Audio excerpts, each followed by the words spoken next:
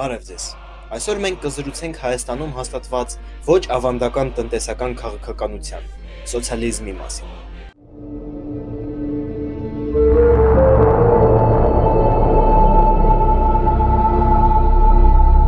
Սոցիալիզմը Հայաստանում դիտարկելուց առաջ եկեք նախ եւ առաջ հասկանանք, թե ինչ է սոցիալիզմը։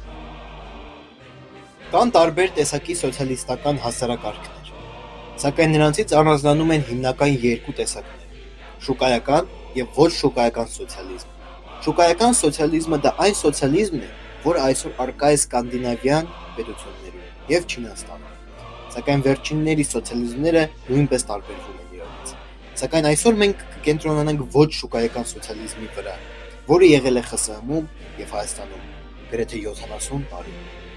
Սոցիալիզմը մի հասարակություն է, որտեղ վերածված է մասնավոր սեփականությունը,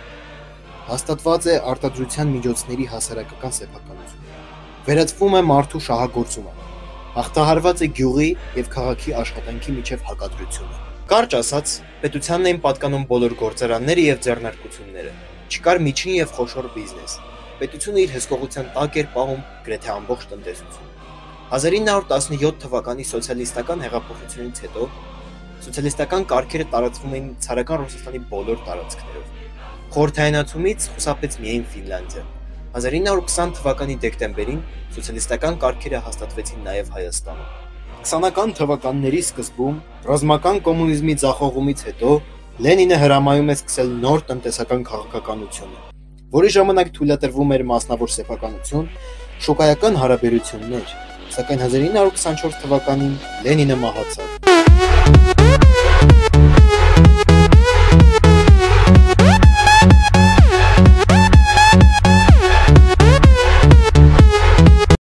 Եվ բոլշևիկները կրկին մտցրին ռազմական կոմունիզմ։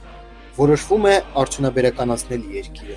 կոլեկտիվացնել գյուղատնտեսությունը, կատարել մշակութային հեղափոխություն։ 1926 թվականին գործարկվել են Երևանի Z օճառի գործարանը եւ կարի առաջին ֆաբրիկան։ Սկսվում է մեխանիկական գործարանի կառուցումը։ 1927 թվականին շահագործման է ենթարկվում քիմիական արդյունաբերության առաջնեկը՝ կարբիդի գործարանը։ Պղնձաքիմիական գործարան է կառուցվում նաև Ալավերդիում։ 1930-ական թվականներին քիմիական արդյունաբերական նոր օջախ է դառնում Վանաձորում, որտեղ կառուցվում է պղնձաքիմիական գործարան, կալցիումի եւ կարբիդի արտադրամասերով։ Իսկ 1933 թվականին հիմնադրվում է ԽՍՀՄ առաջին արհեստական կաուչուկի գործարանը, որը շահագործման կհանձնվի 1940 թվականին։ Գործարանը, որը հետագայում կկոչվի Նայրիտ, երկար տարիներ բավարարել է ԽՍՀՄ արհեստական կաուչուկի պահանջարկի մեծ մասը։ Հայաստանում քիմիական արդյունաբերության ոլորտում այսպիսի հսկայական ներդրումները բացատրվում են Հայաստանում առկա հսկայական էներգետիկ պաշարներով։ Մեծ քանակությամբ էլեկտրաէներգիա արտադրելու համար օգտագործվել է Սևանա լճի ջուրը,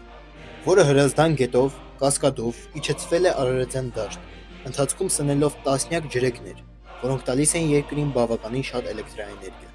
Լենինականը դառնում է տեքստիլ արդյունաբերության կենտրոնը։ Լենինական արդիկ երկաթուղու կառուցմանը նպաստել է Արթիկում տուֆի արդյունահանմանը եւ Գյումրիում շինանյութի արդյունաբերական ճյուղի զարգացմանը։ Արարատում կառուցվել է ցեմենտի գործարան։ Հայաստանը ցույց է տալիս արդյունաբերականացման բավականին գոհեցնող տվյալներ։ Առաջին հնգամյակի ընթացքում գործարկվում է 18, իսկ երկրորդի ընթացքում 26 գործարան։ Երկրի մասսայական արդյունաբերականացման հետևանքով աճում է ուրբանիզացիայի մակարդակը 10%-ից դառնալով 30%։ Արդյունաբերությունը կազմում է տնտեսության 70%-ը։ Այսպես, գուցեև ծանր գնով Հայաստանը ընդամենը 20 տարվա մեջ հետամնաց ագրարային երկրից դառնում է սովետական միության արդյունաբերական առաջատար հանրապետություններից մեկը։ Առաջին եւ երկրորդ հինգամյա պլանների ժամանակ Հայաստանը, ինչպես նաև ԽՍՀՄ մյուս երկրները արձանագրում են 200% տնտեսական աճ, սակայն այդ աճը ընդհատվում է հայրենական մեծ պատերազմի պատճառով։ Շարունակությունը դիտեք հաջորդ մասում։